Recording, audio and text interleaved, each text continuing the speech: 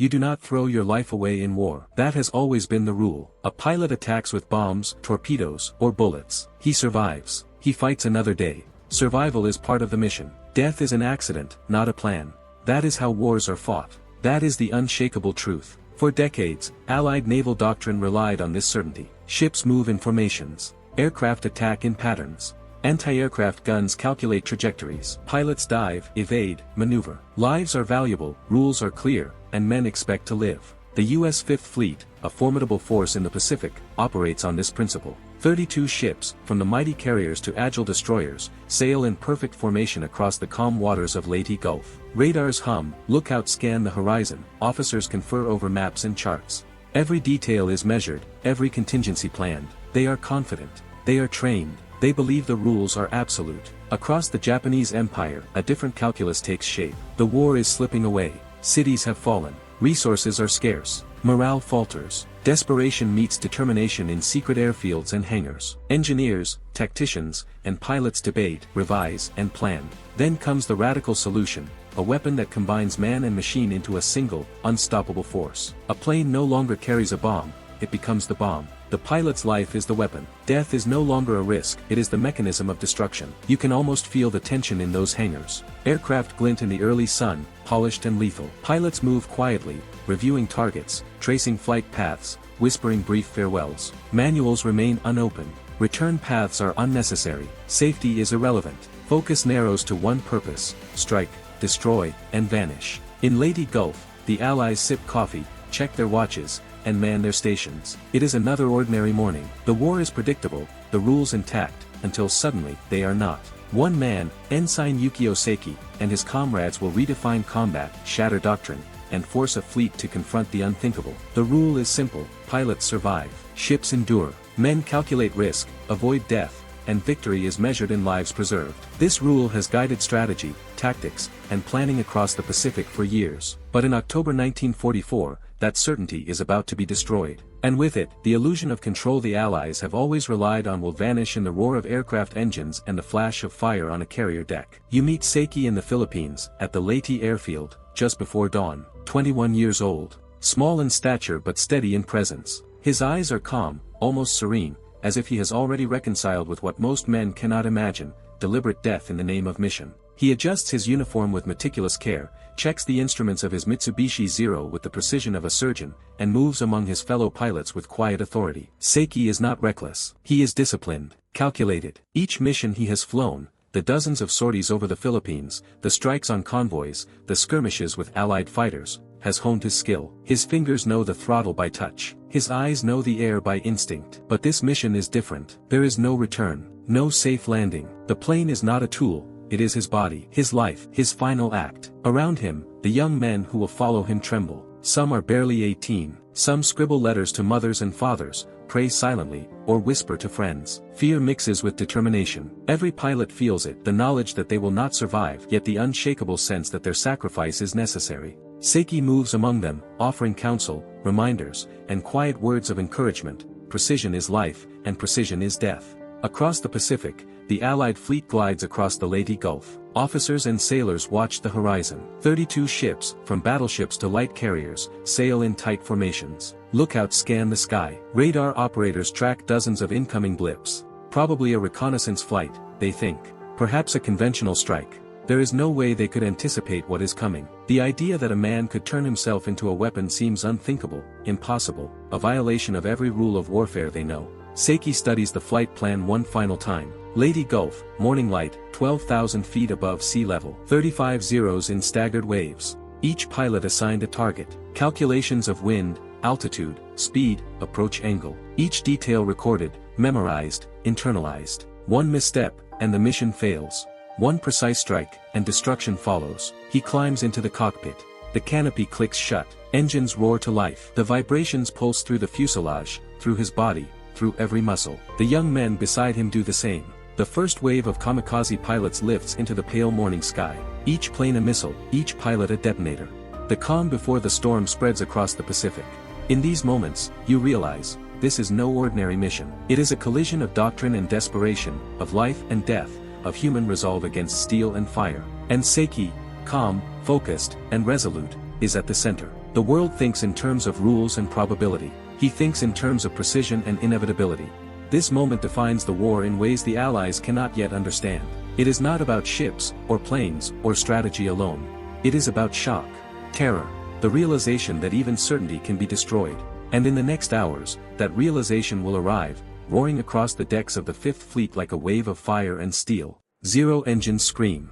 The vibrations shake the fuselage and reverberate through your bones. You feel the throttle under your fingers, the tension in the control stick, the hum of the engine as it pushes you forward. Ensign Seiki taxis into position, the sunrise glinting off the polished metal of his Mitsubishi Zero. Around him, 34 other Zeros line up in staggered waves, their pilots silent, eyes fixed, hearts pounding, fully aware that none of them will return. 6:20 hours. Engines roar, wheels lift. 35 aircraft climb into the pale morning sky. The Pacific stretches below, glittering blue, deceptively calm. The Allied Fifth Fleet, 32 ships in tight formation, appears serene from above. Battleships, carriers, and cruisers bristling with anti-aircraft guns. Everything looks ordinary. Everything looks predictable. But Seiki knows better. From the USS St. Lo, officers check radar and optical sights. Aircraft inbound, a lookout reports. The fleet assumes reconnaissance or conventional attack.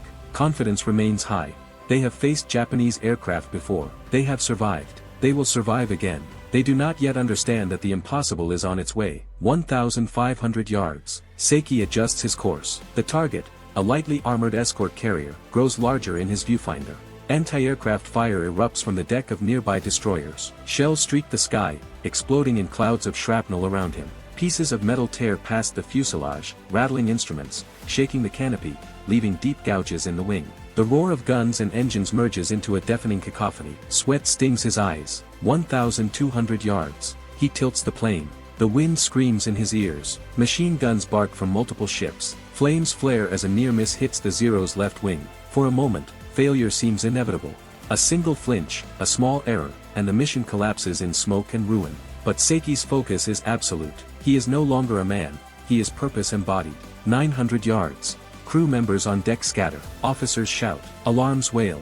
Flak bursts around him, scorching the air, raining sparks. The smell of burning metal fills the cockpit. The vibration of every shell hits his chest. His hands tighten on the control stick. Every calculation, every training drill, every ounce of resolve converges on this moment. 600 yards. The flight deck is visible. Bombs, fuel tanks, planes, men, all within reach. He imagines the chaos below, the fire, the screaming, the instantaneous confusion. His plane shudders as another round of flak tears across the fuselage. He feels the tremor of impact before it happens. 300 yards. The final seconds. The Zero dips, the nose pointed directly at the carrier. Every heartbeat slows, stretches, becomes infinite. The world narrows to the deck below, the fire, the steel, the lives he is about to touch. Impact. Explosions rip through the flight deck. Fuel ignites. Munitions detonate. The carrier groans, twists, and burns. Sailors thrown across decks, debris raining. 122 dead, 45 wounded. Shock reverberates across the fleet. Smoke rises in dark plumes. The impossible has occurred. Other Zeros dive in follow-up waves. Some succeed, some are shot down, some crash harmlessly nearby.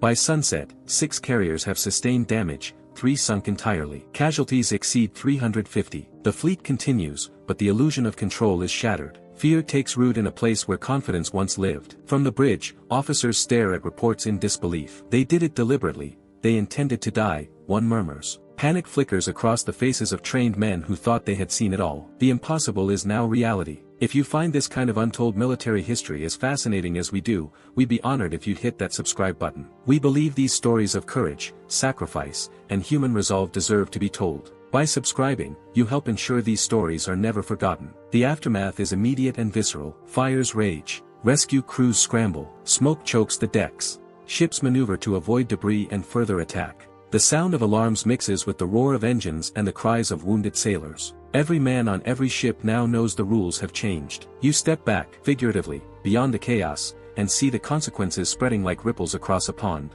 The fleet survives, but its confidence is gone. Every officer, every sailor, every deckhand knows the rules they relied on are obsolete. Men who once believed air attacks were predictable now understand that human resolve can redefine the limits of warfare. Admiral Thomas Kincaid convenes emergency meetings. Faces are pale. Radar reports, damage reports, and casualty lists flood the bridge. Carrier sunk. Casualties high. Enemy aircraft inbound. they read. Panic is controlled, but palpable. Strategies must be revised. Convoys rerouted. Anti-aircraft coverage expanded. New protocols enforced. Ships that once operated with predictable efficiency now adopt hypervigilance, every radar blip treated as potential doom. Across Japan, the kamikaze is hailed as a symbol of ultimate sacrifice. It is devotion incarnate, courage amplified by precision.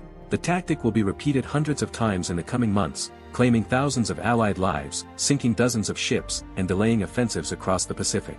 The human cost is enormous, but the psychological impact is undeniable. Fear spreads faster than bullets, uncertainty faster than bombs. Naval doctrine changes almost overnight. Convoys tighten, patrols intensify, anti-aircraft batteries increase. The Allies learn to respect, fear, and calculate for the kamikaze. Ships are no longer invulnerable. Air superiority no longer guarantees safety. Men understand that an enemy willing to die can destroy more than they imagined possible. The strategic consequences extend beyond immediate destruction. Operations are slowed, advances delayed, resources diverted. The kamikaze reshapes the Pacific War. It forces planners, commanders, and sailors to confront the truth. Doctrine and strategy are fragile against human willpower and sheer audacity. One morning in October 1944, a single wave of pilots changes the psychology of an entire navy, forcing them to fight not just steel and bombs, but fear itself. And the ripple continues. Stories of bravery, sacrifice, and shock travel across the Pacific. Sailors recount the faces, the screams, the explosions. Ensign Seiki's act becomes legend, studied in classrooms, remembered in archives, told and retold as a lesson in both horror and devotion. The impossible has become doctrine, and the world takes note. You remember the names. Ensign Yukio Seiki, 21, from Kagawa Prefecture, whose calm resolve became a weapon no training manual could predict. Lieutenant Commander Motoharu Okamura, the tactical mind who planned the mission, guiding young men toward a fate they embraced with solemn dignity. Petty Officer Masahide Araki, barely 18, trembling as he took off from the Leyte airfield, yet steadfast in his determination. Names, ages, hometowns, they are not numbers on a casualty report. They are human beings, each with a life, a family, a story cut short by fire and steel. Seiki did not survive. Most of the first wave did not. Their bodies became one with the explosions they wrought. Yet their actions echo across time. Military historians debate whether the kamikaze strategy was brilliant, desperate, or tragic. Strategists dissect the calculus of fear it imposed on the Allied fleet. Sailors recount it as terror, shock, and awe in equal measure. And to this day, the morning of October 25, 1944, remains a pivotal moment in naval history, a moment where courage and resolve reshaped the rules of war forever. The impact is not only tactical but deeply human. Families mourned sons, brothers, fathers. Letters went unread, messages never delivered, lives erased in seconds. And yet, in remembering these men, in telling their stories, you ensure that their sacrifice is not meaningless. You see the boy from Kagawa, and you see the courage that can defy the impossible. You understand that history is not only battles and strategy, it is people, choices, and moments that ripple through time. If this story moved you, please hit that like button. Every click tells the algorithm that this piece of history is worth remembering. We are dedicated to rescuing these forgotten stories from the archives. If you want to join us on this mission, please subscribe and turn on notifications. Where are you watching from? Drop a comment with your city or state, and tell us if someone in your family served. Share their story. Honor their courage. Keep memory alive. Thank you for ensuring that Ensign Yukio Seiki and the 35 men of the 1st Kamikaze Squadron do not disappear into silence. They deserve to be remembered. The kamikaze attacks changed the Pacific War. They changed doctrine. They changed psychology. They changed how we remember courage and sacrifice. And every time you retell this story, you are part of that remembrance. You are part of keeping history alive, vivid, and human.